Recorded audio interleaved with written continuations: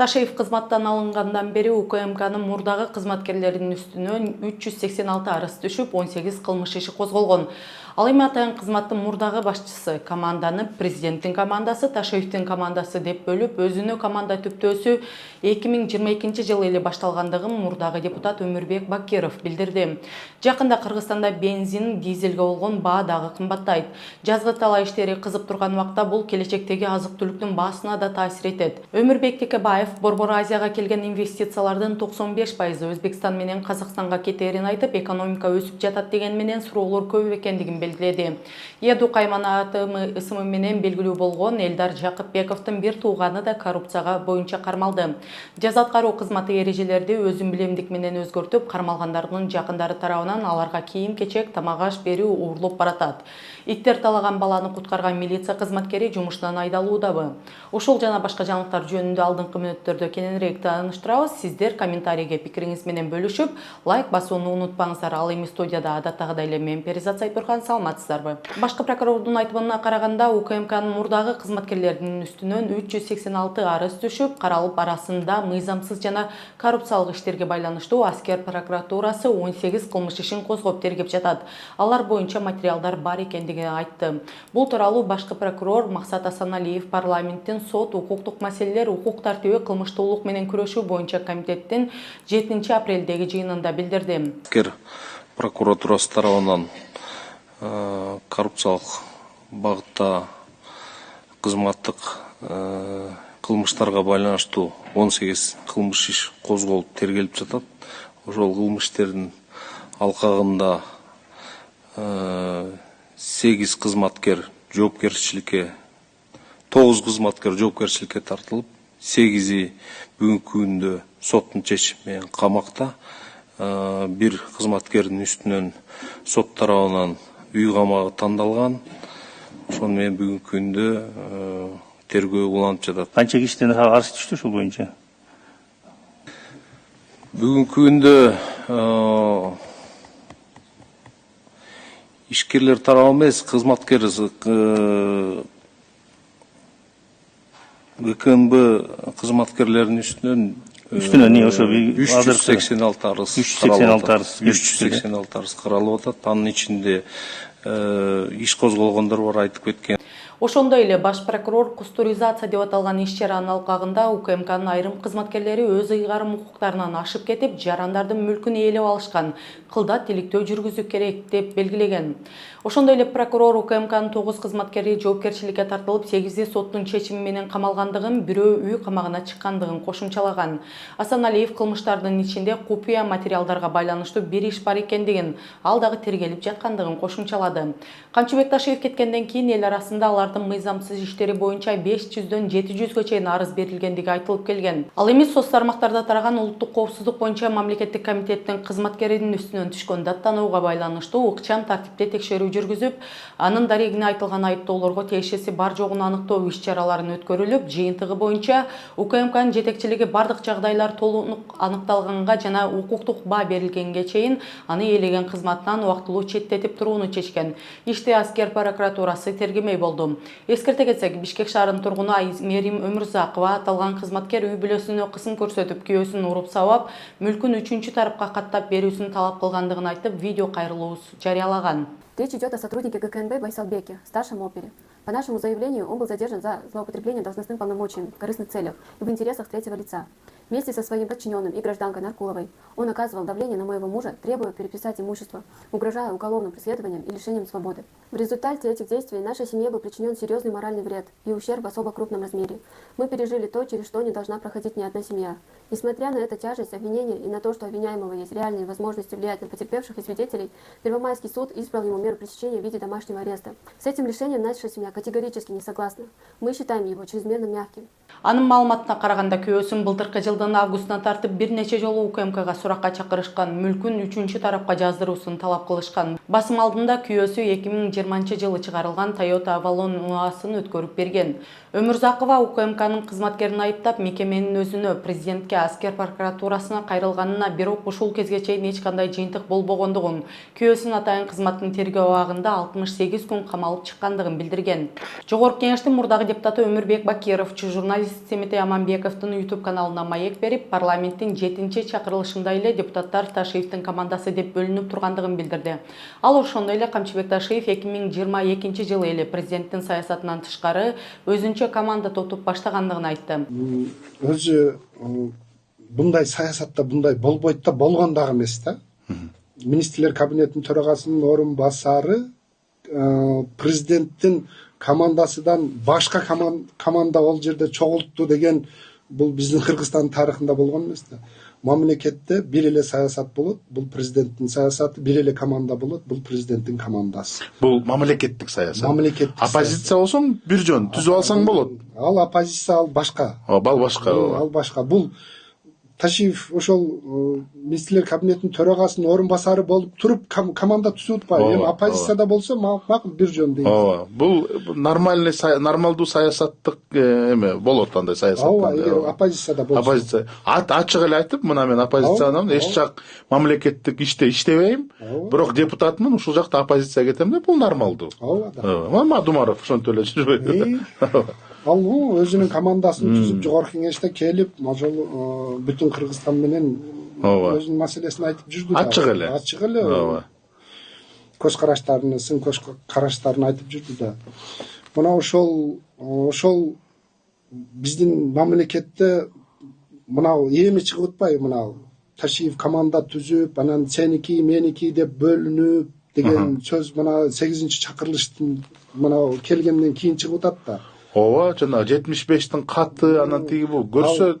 Анын айтымында бул кадамдар акыркы чакырылышта эле эмес, 2022 жылы эле башталып, генерал депутаттарды чакырып, кайсы бир маселелерде ал тарап болуусун айткан. Ансыз да саясий жактан да, мыйзамдык жактан да милдеттери азайган жогорку кеңештин мурдагы чакырылышынын депутаттары Камчыбек Ташиевке каршы сүйлөп, же кайсы бир маселелерде ага макул болбогон убакта мандаттарынан ажыраган. Бул тизмеге ушул эле Бакир уулу, Шайлообек Атазов, Султанбай Айжигитовдор жана башка депутаттар кирет. Бирок көз карандысыз элдердин добушу менен келген менен азыркы чакырылыштагы деле депутаттардын кетүүсүнүн албетте легитимдүүлүгү суроо туудурбай койбойт. Курулуш министри Нурдан Орунтаев үй бүлөсү менен Бишкекте ижарага алынган батирде жашай тургандыгын жарыялады.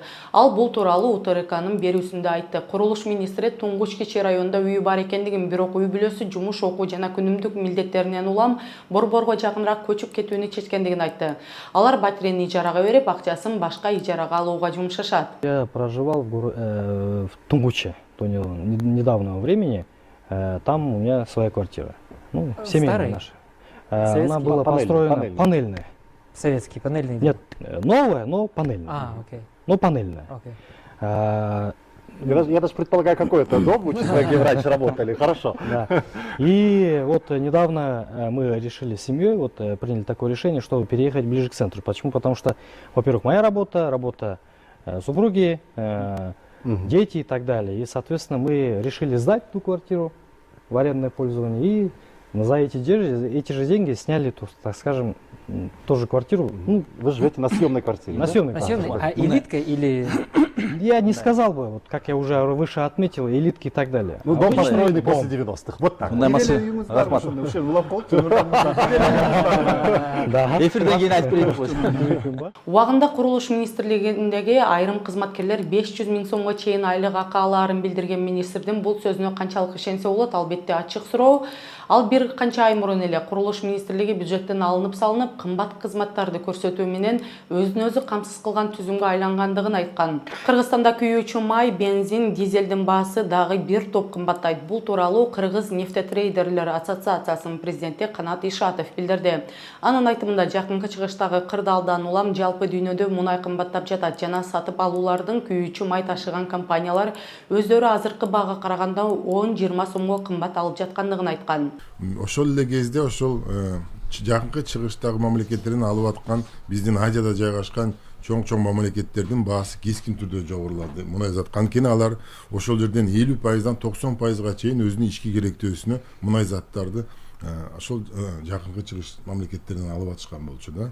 Бүгүнкү күндө бизде деле айтып кетсек, мисалы үчүн Россия Федерациясынан биз бүгүнкү күндө 95-98%га чейин алып атабыз мунай заттарды. Баалар кескин түрдө жогорулады. Эгерде дизель отуну боюнча алып кетсек, бүгүнкү күндө Кыргызстанга биз ал жерде бүгүнкү күндө 1 тоннасын $1200 дагы ашты баалары. Алар менен бүгүнкү күндө контракт жок. Эгерде бирок биз бүгүнкү күндө Кыргызстанга алып келип туруп бул жерден ошол сата турганбыз, бул жерде өзүнүн наркы эле 100 сомдон 103 сомго чейин дизель отунун баасы болот да. Ойлоп көрүңүз, бүгүнкү күндө биз 80 сомдон чекене бааларда турат. Эгерде ушул жаңы баалар менен келе турган болсо, өзү эле наркы 100 сомдон ашык болуп атат да. Ал эми эң эле көп сатылган мына АИ-92 үлгүсүндөгү бензин группасын айтып кетсек болсок, бүгүнкү күндө ал жерде $770 жетип атат 1 тоннасына. Аны Кыргызстанга алып келген баасы 78 сомдон 81 сомго чейин өз наркы болот. Анын айтымында баалардын кескин кымбаттап кетишине жол бербөө үчүн нефтетрейдерлер Кыргыз өкмөтүнө сунуш киргизип, күйүүчү майды акциз жана салыктардан убактылуу бошотууга чакырууда. Себеби акциздин баасы эле 25%ды түзөт жана азыркы кырдаалда көптөгөн өлкөлөр бааны турукташтыруу үчүн мындан убактылуу баш тартууда. Мунай ташуучулардын маалыматында күйүүчү майдын дүйнөлүк баасы азыркы убакта 25-30%га кымбаттады. Учурдагы АИ-92 үлгүсүндөгү бензиндин өздүк баасы 78-81 сом, дизелди күйүүчү май 100-103 сом болууда. Бул мунай ташуучулардын пайдасын жана май коюучу бекеттердин чыгымдарын кошпой эсептелген баасы. Ешатов ушул тапта чекене сатылып жаткан күйүүчү майдын баасы мурда сатылып алынган күйүүчү май корунан улам кармалып тургандыгын, бирок бул ресурстар дээрлик түгөнүп жаткандыгын кошумчалады. Жаза аткаруу кызматынын кызматкерлери өз билемдик менен иш жүргүзүп, камакта жаткандардын жакындарына аларга тамак-аш, кийим-кечек киргизүүдө улам эрежелерди өзгөртүүдө. Бул тууралуу активист Айсулуу Кудайбердиева Facebook баракчасына жазды. Ал абактагы саясатчы Равшан Жээнбеков жаза аткаруу кызматынын кызматкерлерине өз билемдигинин натыйжасында мыйзамдуу укуктарынан ажырап жаткандыгын билдирди. Bir ай мурун Равшан Жээнбековго боосу бар кроссовки алып барганыбызда боосу жок алып келгиле деп кайтарышкан. Бүгүн болсо боосу жок кроссовки алып барсак, бул классикалык бут кийим эмес, кроссовки эмес деп кайра өткөрбөй коюшту. Бул эмне деген тартип, кайсы талапка ишениш керек? Абакта отурган адам үчүн спорт бул жөн эле каалоо эмес, бул базалык муктаждык. Ден соолугун сактоо, психологиялык абалын кармоо үчүн зарыл нерсе. Равшан кылмышкер эмес, бирок бүгүн ал айрым кызматкерлердин жоопкерчиликсиздигинен улам өзүнүн негизги укуктарынан ажырап жатат. Бул ачык эле укуктун бузулушу. Баса белгилей кетейин, кызматкердин аты Актан. Эскерте кетсек, бул камактагы жана тергөө абагындагы эрежелердин катуулугу адамдын аброюна шек келтирген аракеттер боюнча чыгып жаткан биринчи маалымат эмес. Саясий жүйөлөр менен камалгандар чачтарын алдырууга, калпак кийүүгө уруксат бербегендигине каршыкы бир канча жолу кайрылып келген. Ошондой эле тергөө абагында тамак-аштарды кабыл алуунун эрежелери да камалгандар жана алардын жакындары үчүн оорчулуктарды жаратып келет. Ал эми кармалгандардын телефон менен жумасына 15 минуталык сүйлөшүү укугун ишке ашырбай келгендиги үчүн укук коргоочу Рита Карасартова алар менен соттошуп келүүдө. Брюсселдик сот Open Dialogue Foundation уюмунун Кыргызстандык банктын күмөндүү операцияларга тиешеси бар деп, айрыкча Бакай банкка айып таккан материалын негизсиз деп чечим чыгарды.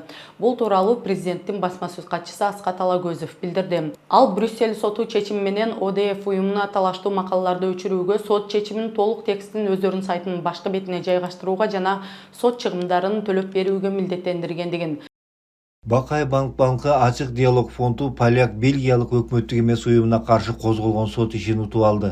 2023-жылы ОДФ өз сайтында макалаларды жарыялап, анда Бакай банкты Россиянын пайдасына санкция чараларын айланып өтүү схемаларына катышкан деп шек санап, ага карата санкция киргизүүнү сунуштаган. Бакай банк жалган айыптоолор үчүн ОДФ уюмун сотко берип, сот банктын пайдасына чечим чыгарды. Брюссельдин француз тилдүү ишкерлик соту ачык диалог фонду жетиштүү конкреттүү далилдерди келтирбестен олуттуу жана максаттуу айыптоолорду койгон деген тыянакка келген. Сот уюмду талаштуу макалаларды өчүрүүгө, соттун чечиминин толук текстин өзүнүн сайтынын башкы бетине жайгаштырууга жана сот чыгымдарын төлөп берүүгө милдеттендирди. Ал ошондой эле Бакай банктан сырткары АКШ жана Улуу Британия тарабынан санкция киргизилген кыргызстандык Керемет банк, Капитал банк боюнча берилген дооматтар азырынча айыптоо түрүндө гана болуп, конкреттүү далилдерди коомчулукка ачык жарыялана электигин билдирген. Эскерте кетсек, президент Садыр Жапаров бул боюнча Бириккен Улуттар уюмунун башкы ассамблеясында да маселени көтөрүп, кыргыз банктарын айыптоону негизсиз деп атаган. Бирок ошол эле учурда санкциялык тизмеге кирген молдовалык качкын финансист Илон Шорго байланыштуу деген крипто коюндар Кыргызстанда катталып, ар кандай маалыматтарга караганда алар аркылуу триллиондогон рубльдар Орусиянын Украинада жүргүзүп жаткан согушун каржылоо үчүн колдонулуп келет. Ошол эле учурда Европа биримдиги Кыргызстандын банктарын чоң төртүктүн аудитордук фирмасы тарабынан аудиттен өткөрүү сунушуна азырынча жооп берилек. Бул боюнча биринчи вице-премьер-министр Данияр Амангелдиев билдирди. Анын айтымында кош максаттуу колдонууга боло турган товарларды Европадан же башка өлкөлөрдөн реэкспорттоого Кыргызстан катышпайт. Данияр Амангелдиевдин айтымында Брюсселден бул сунушка азырынча жооп боло элек. Элдар Жакыпбековдун бир тууганы Унаа аймактык башкармалыгынын башчысы Айвар Жакыпбек уулу кармалды. Алдын ала маалыматтарга караганда камакка алуу Ички иштер министрлигинин кызматкерлери тарабынан коррупция жана мыйзамсыз баюу боюнча козголгон кылмыш ишинин иликтөөнүн алкагында жүргүзүлгөн. Айвар Жакыпбек уулу ЭДУ кайманаты менен белгилүү болгон Бишкек шаарынын улуттук коопсуздук боюнча мамлекеттик комитетинин мурдагы жетекчиси Элдар Жакыпбековдун бир тууганы экендиги белгиленди. Ал коррупцияга шектелип кармалган. Бүгүн Кыргызстандын Германиядагы толук жана ыйгарым укуктуу элчиси Өмүрбек Текебаев Жогорку Кеңештин эл аралык иштер, коргонуу, коопсуздук жана миграция боюнча комитетинин жыйынында сөз сүйлөп, 30 жылдын ичинде Жогорку Кеңештин бир дагы спикери Германиянын Бундестагына барбагандыгын билдирди. Анын айтымында Нурлан Тургунбек уулуну чакыруулар 3 жолу жөнөтүлгөн, алардын экөөсү четке кагылган. Бирок ушул айда азыркы спикер Марлен Маматалиевдин иш сапары күтүлүүдө. 3 жолу визит уруксат алып уюштуруп алдык, 2 жолу шаки барбай койду. Күтүштү барбай койду. Азыр 3-чүсүндө уюштурдук. Мына апрелдин 17-синде жаңы спикер Маматалиев мырза учуп барып атат. Ага кече жолуктум. Мен оюмча, эгер сүйлөшүп, эгерде делегацияны чакырса, мен жөнөтөм десе, мен ай сайын дебей, квартал сайын сиздерге ушул жактан жолугушууларды уюштуруп берем. Анын үчүн мен жөнөтөм, акчасын төлөйм деген бирөөгө.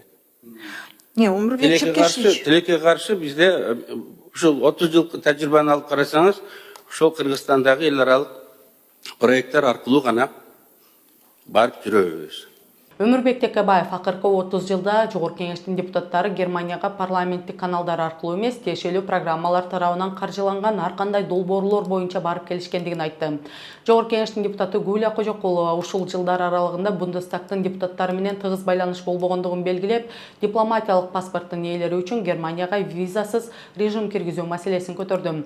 Ал эми инвестициялар боюнча сөз алган элчи Борбор Айсага келген инвестициялардын 95% Өзбекстан менен Казакстанга жумшалган. Ал эми Кыргызстан менен Тажикстан четте калгандыгын айтты.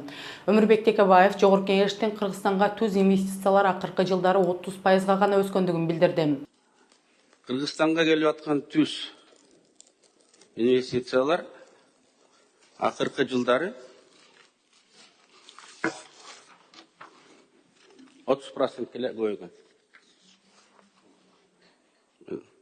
Айтып берейинби?